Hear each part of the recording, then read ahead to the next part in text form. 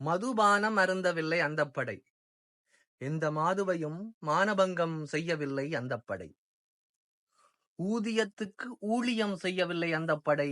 எதிரிக்கும் துரோகமதை செய்யவில்லை அந்தப் படை. தங்காபரணம் அணியாமல் நஞ்சாபரணம் அணிந்தபடை அந்தப் படை. தலைவன் கோட்டை மீறியதில்லை அந்தப் படை. உணர்வுக்காய், உரிமைக்காய், உறவுக்காய் ஆசைகள் துறந்து, ஆயுதம் சுமந்து, போர்க்களம் நுழைந்து, இரத்தத்தில் மிதந்து, உயிர் நீத்த அதியுன்னதமான படை அந்தப் படை.